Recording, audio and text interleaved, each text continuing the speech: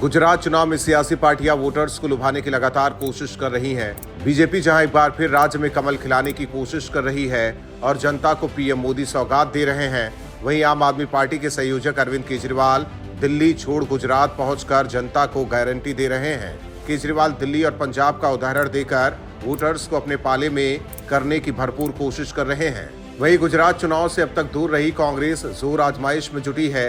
कांग्रेस जमीन पर उतरकर वोटर्स को साधने में जुटी है, क्योंकि इससे पहले राहुल गांधी के 8 वचन को डोर टू डोर पहुंचाया गया।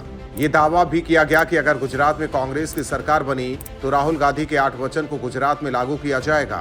इसके अलावा अब कांग्रेस के बड़े नेता गुजरात को जीतने की कोशिश में जुटे हैं। जहां राजस्थान के सीएम अशोक गहलोत गुजरात की जनता को कांग्रेस के पाले में करने की कोशिश कर रहे हैं, वहीं सचिन पायलट को भी जिम्मेदारी मिली है। दरअसल साल 2017 के चुनाव में राहुल गांधी के साथ अशोक गहलोत ने मेहनत की थी, जिसका नतीजा ये हुआ कि कांग्रेस ने बीजेपी को बड़ी टक्कर दी और बीजेपी को 99 सीट पर पार्टी ने रोक दिया। वहीं इस बार विधानसभा चुनाव में कांग्रेस ये लगातार कह रही है कि 2017 से बड़ी जीत पार्टी हासिल करेगी। इसके अलावा राहुल गांधी गुजरात से दूर हैं और भारत जोड़ो यात्रा कर रहे हैं, लेकिन गुजरात से दूर रहने के बाद भी राहुल गांधी की नजर गुजरात चुनाव पर है। राहुल गांधी ने गुजरात के अहम मुद्दों को उठाया, साथ ही उन्होंने जनता से 3 अहम वादे किए।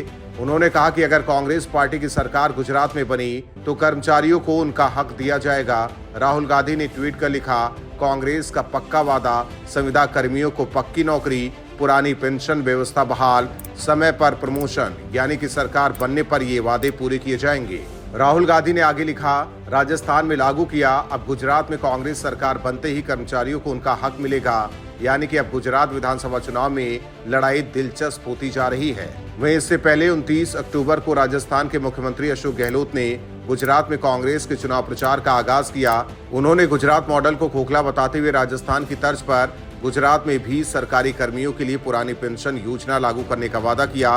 गहलोत ने संविदा कर्मचारियों को दिवाली का तोहफा दिया था। उन्होंने दिवाली से ठीक पहले कहा था कि हमने कॉन्ट्रैक्ट पर काम कर रहे कर्मचारियों को नियमित करने के लिए दरवाजे खोलने का ऐतिहासिक फैसला लिया है। राहुल गांधी के वादे और गहलोत के राजस्थान मॉडल से अब कांग्रेस को कितना फायदा होता है, ये चुनाव बाद ही पता चलेगा।